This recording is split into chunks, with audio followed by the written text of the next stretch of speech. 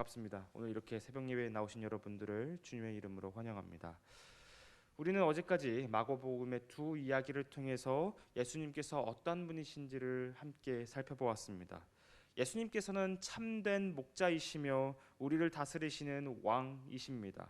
결국 이 모든 것이 어떤 주제로 모여지냐면 예수는 그리스도이시다라는 이 주제로 모여지게 됩니다. 그리고 예수님께서 메시아로 그리스도로 오신 것은 힘 있는 자요 능력 있는 자로 오신 것이 아니라 힘 없는 자요 겸손한 자의 모습으로 왔다는 데에 있습니다.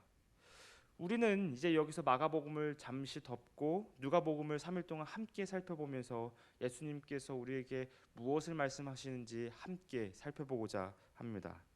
오늘 이야기는 시몬이라는 바리새인이 예수님을 자신의 집에 초대하는 장면으로 이야기가 시작이 됩니다. 누가는 이 식사 장면을 그리스 로마의 심포지움 형식으로 그려내고 있습니다. 이 식사 자리에서는 서로가 서로에게 예의를 차리는 것과 함께 적극적인 논쟁도 함께 있는 그런 식사 자리입니다. 시몬은 바로 이러한 자리에 예수님을 초대했었던 것이죠.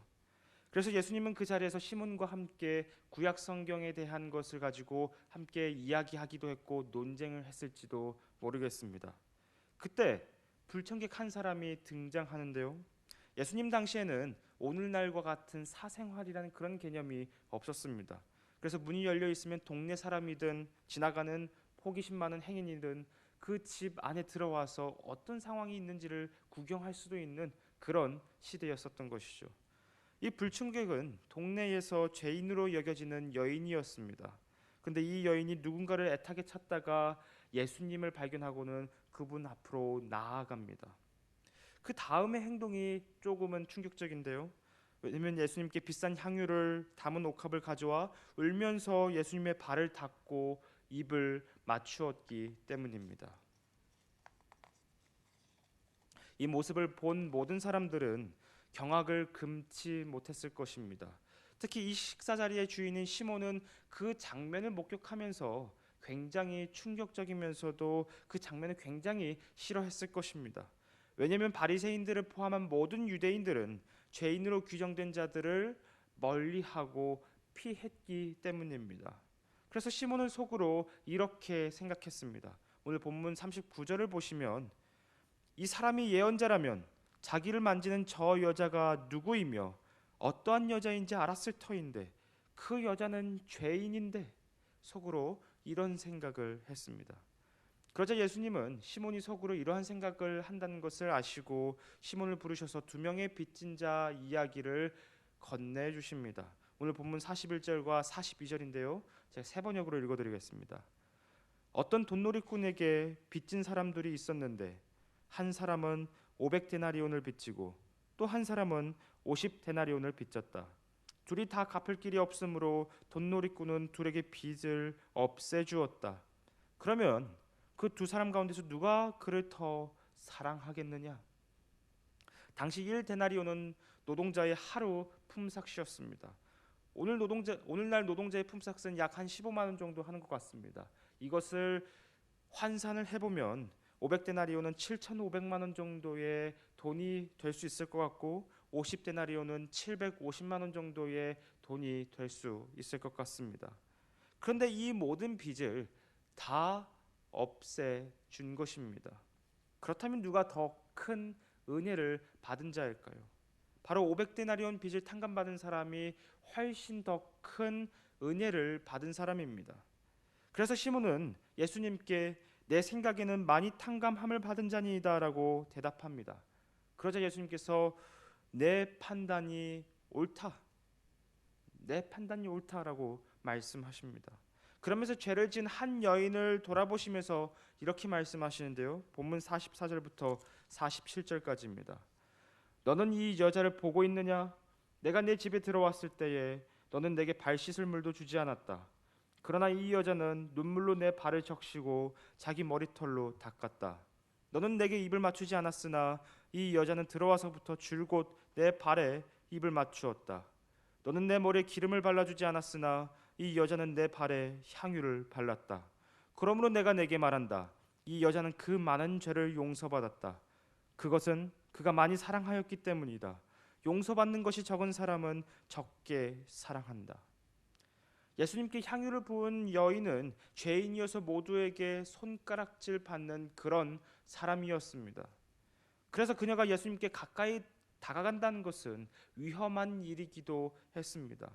그러나 그녀는 용기를 가지고 예수님 앞으로 나아갔었던 것입니다. 그것은 예수님을 만나면 자신이 용서받을 수 있을 것이라는 믿음 때문이었습니다.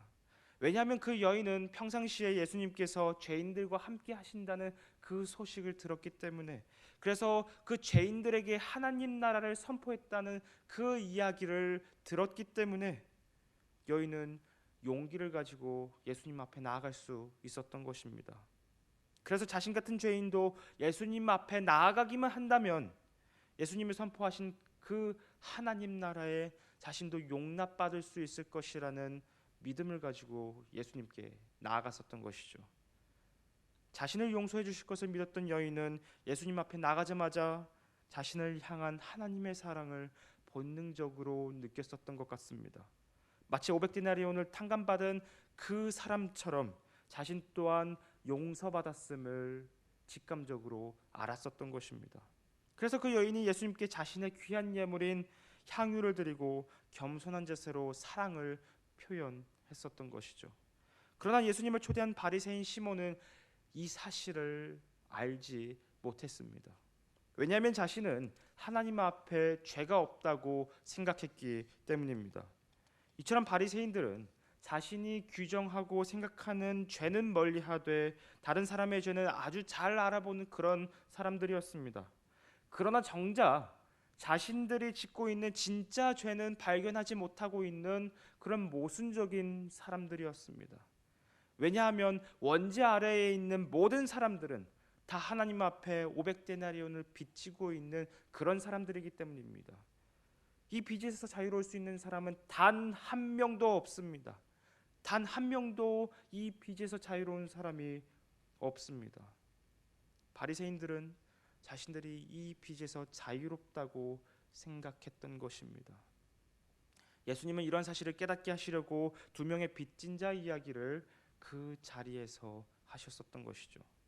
자, 그렇다면 우리가 여기서 한 가지 좀 생각해 볼 수 있는 것은 오늘 이 비유에서 결국 손해를 감수하고 희생을 감수한 자는 누구입니까? 바로 돈을 빌려준 자입니다. 그는 손해를 보더라도 빚진 자들에게 은혜를 베풀고 사랑을 베푼 것입니다.